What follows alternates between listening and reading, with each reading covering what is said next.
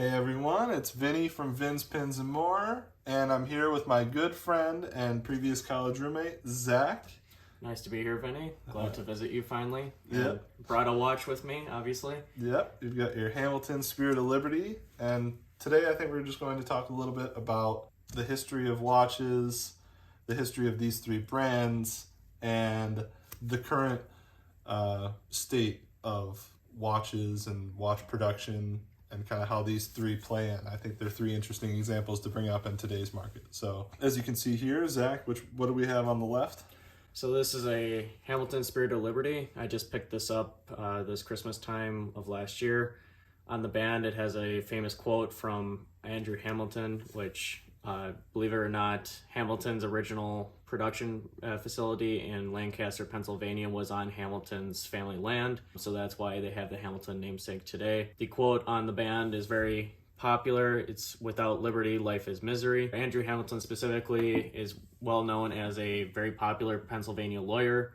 He famously had defended a local columnist that had written something about a colony governor at the time.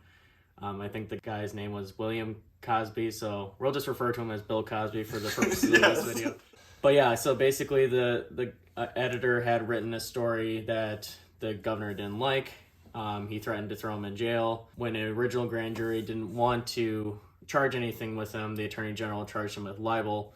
And what Hamilton was basically doing is Cosby's opponents had hired Hamilton to basically defend Zenger, which was the name of the editor, and basically argued that truth is a good defense against libel because what Zenger was saying was true about Cosby, and basically that was how Zenger was found not guilty of libel. The whole purpose behind this watch, as I understand, is Hamilton, kind of now being a Swiss company, wanted to bring back a little bit of history to when they first started as an American company, and obviously paying homage to Hamilton itself with the quote, showing the American spirit in this watch, but also Swiss precision. Obviously, this is the H10 movement. Hamilton's version of the Powermatic 80, since they're both now under Swatch Group.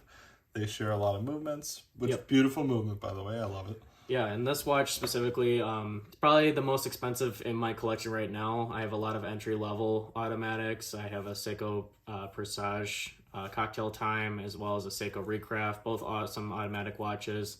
But this one specifically, with the leather strap and everything, it's so much more comfortable than I could have ever imagined, and it's easily adjustable. You just pop this out and kind of adjust it to each of the different holes for whatever size your wrist is. Absolutely beautiful, very simple, but awesome design. The blue dial specifically I had been looking for a long time. I was able to find this on Amazon, actually about $120 cheaper than retail off of Hamilton's website. So a great find, and happy to have it as part of my collection now. Yeah, and I think that it's interesting that Hamilton's a unique company. I think that you can't really call yourself a watch geek if you don't know about Hamilton. Hamilton's a pretty well-known company. It's a great starting point into Swiss luxury watchmaking. I think that it might even be better than Tissot in that respect. I think that they're fantastic watches. Now, I think that one of the interesting things we're going to talk about today is the fact that Hamilton was an American company when it first started, and it kind of went into the realm of Swiss watchmaking, eventually made its way through into there, is now with Swatch Group. The history behind that is pretty interesting. And then we've got we'll start with the Bulova. So we've got this Bulova Sutton, I believe it is. I think Bulova is an interesting company in this respect because I think Hamilton and Bulova were both similar in respect to being American companies around at the same time. You know, you'd see Hamiltons and Bulovas on people's wrists, you know, self-respecting Americans wearing American watches. And I think that it's interesting that they both went in fairly different directions. So Hamilton's obviously very proud of its American history, but it's also proud of where it's gone with its Swiss counterpart now. And Switzerland is obviously known very much for their high-end watches, and the United States used to be known for making everything very high-end, and it's a bit of a shame that there's not so much American going on in watchmaking. I mean, Bulova still considers itself an American company, but I don't believe really any of their production is done in the United States anymore, and they're owned by Citizen, so they're part of Citizen Group. Still make awesome watches. As with the Hamilton over there, the movement being the Powermatic 80 or the H10, well, the Bulova here, obviously a bit of a different class now. Bulova's changed its market a little bit. I think that Hamilton has gone up market in its long history, and I think Bulova may have gone a bit down market as they go. So, and this is a Miyota Japanese movement, automatic. I mean, great movement, but you know, Miyota Japanese movements aren't super well respected in the watch community. They're entry level, you know, that's what they are. And also, lastly, we have what is also considered an American company, but I believe they're, well, I don't know if you can call Timex independent, but I don't believe they're owned by any conglomerate. They're Timex, and they're American, and I believe some of their production is done in the U.S., but I don't think they really have any movements, at least any automatic movements, made in the U.S. This is also a Japanese Miyota movement. So, Zach, I know you're into buying American-made things, right? I mean, as with a lot of people, that really resonates, you know, whether it's cars, whether it's watches, tools.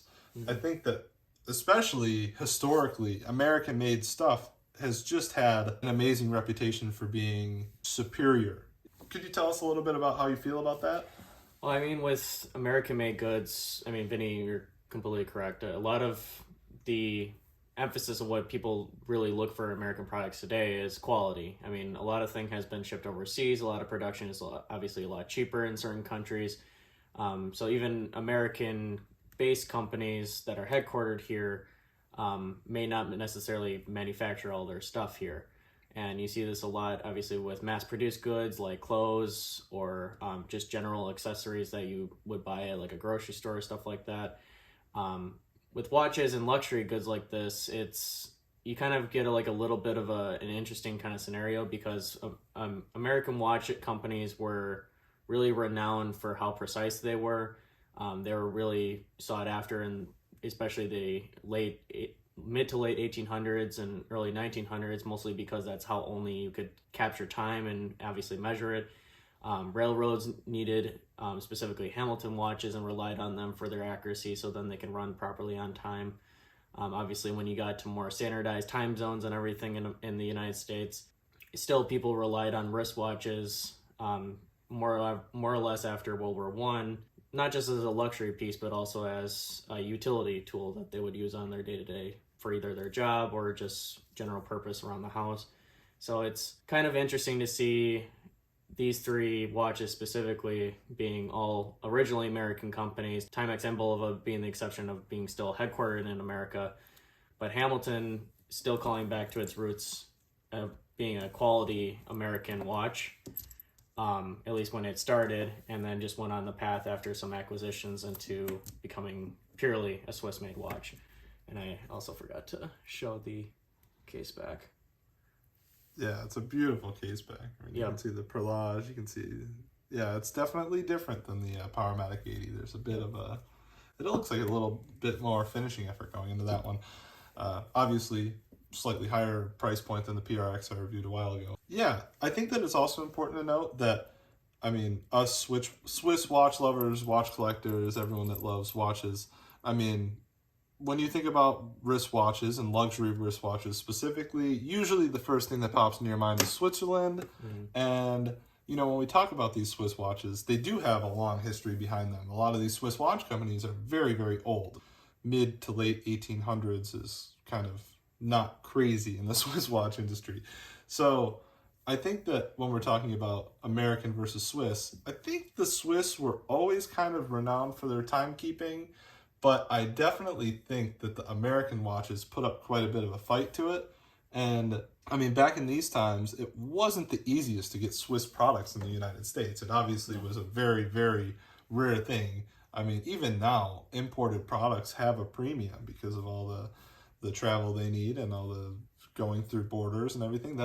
There's a premium on those products. And I think that it's interesting that the American watches are less known for being that high-end super high quality. Now, don't get me wrong, there are some high-end American companies.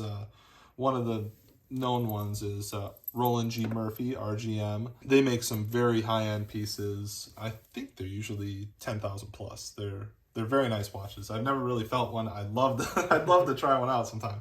I think it's interesting that I think they're Lancaster, PA, which you said. Yeah, Hamilton was originally founded in Lancaster, Pennsylvania, and that's where they had their original factory up until they suspended American production entirely in 1969. Interesting enough, the namesake for it, Hamilton, for Andrew Hamilton, actually founded the city and county of Lancaster, Pennsylvania, back in the 16 and 1700s. So that's another interesting kind of thing that has a lot of implications within watches and a little bit of history behind Hamilton as well.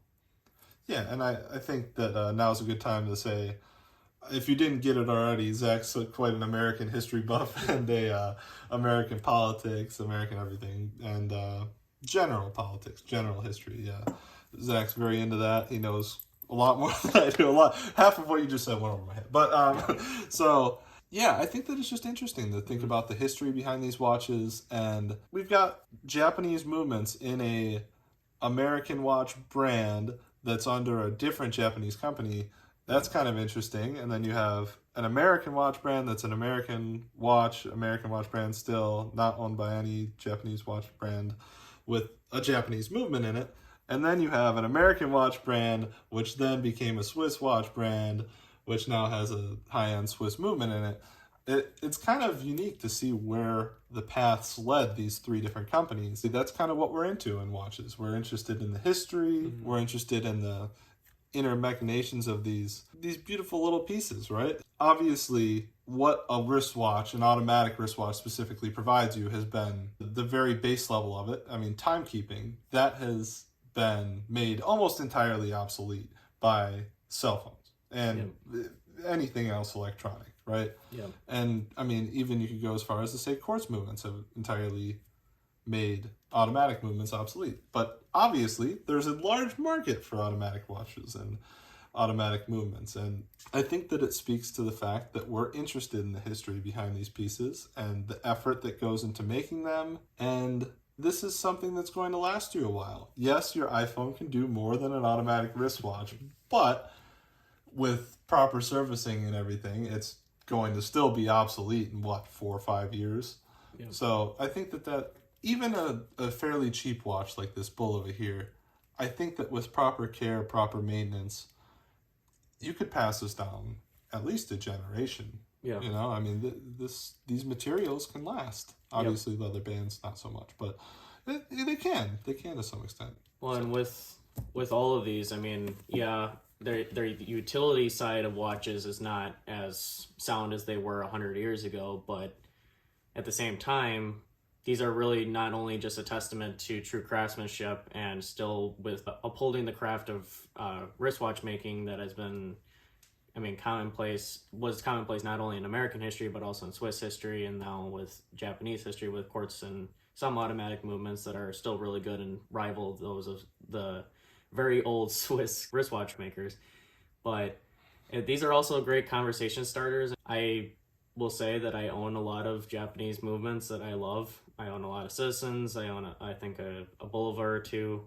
But this one specifically just kind of really, it has that essence of like a very long history, a long storied history, not just in the United States, but also what it could lead in the future. And I mean, Hamilton, just like any other brand, could have easily just gone away. It could have just died like a lot of other ones had. It still is around today and may not be as well known as some other companies within the Swatch Group, which is huge, but still is willing to evoke kind of new testaments in the 21st century for what wristwatches mean to everyone, as well as paying that kind of nostalgic throwback to what originally started the company. So I think that's truly the most interesting part about that Hamilton watch specifically. Yeah. And I think that it's interesting. I mean, in terms of just watches and kind of what the conventions of watchmaking and kind of what we know as watches, usually the interesting part is the dial, the movement, even case finishing can be super interesting. But I don't know if I've ever really seen an engraved leather band like this that really brings a lot of meaning to the watch. And I think that that's a unique way to do it. I mean, look at that. From a distance, you can see it a bit, but it's not necessarily like in your face, crazy. No. And I mean, it definitely does provide a lot of context for the watch, context for the history of the company. I think that that's a very unique thing. I mean, there's not many companies that are doing things like that. No. And again, uniqueness is a very important part of what makes this hobby special. Leather bands, they're not a disposable item, really. They can last a while, and they grow with you as you go, and as you wear them, they become more and more formed to your wrist shape, and they kind of hold your history with it. I mean, a lot of people look at bronze watches and they feel that way about bronze watches. They say, oh yeah, it becomes patinaed as you're wearing it, and it's very noticeable because it oxidizes fairly quickly, and I feel like it holds your memories in that piece. I think that leather bands you can say the same for. I mean, if you've ever tried on a vintage leather band watch or a leather band watch that has been worn by the same person for a long time, that band is formed to their wrist. It won't necessarily fit anyone's wrist. It is very much their watch piece, you know. It's an interesting part of it as well. Yeah, and this is something that, I mean, yeah, the band might need to be replaced in 15-20 years, but I mean the piece should last long enough for, if I wanted to pass it down to a relative, I probably could. And I mean, that just kind of adds another essence to the history of a watch, because then I could tell them the same things that we're talking about today and what it means to me. And that, I mean, every watch may or may not have a meaning when you bought it, but I mean, this one specifically I had been looking for a couple of years.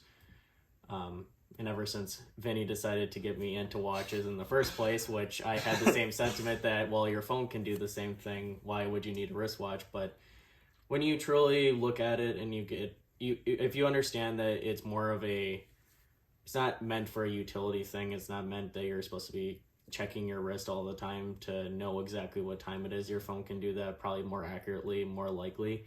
But the fact of the matter is that it's more of a style piece that accentuates other things that you're wearing. It's a conversation starter. It's all of those things that kind of make the hobby what it is today.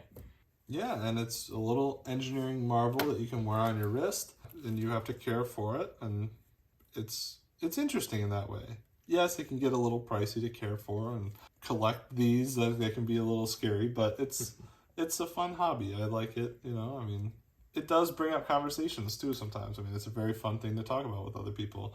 I think that one last thing we should talk about is kind of where the industry is today and how we feel about it. So you can go back where American made was like the best label you could put on anything. American made meant that it was going to last through generations.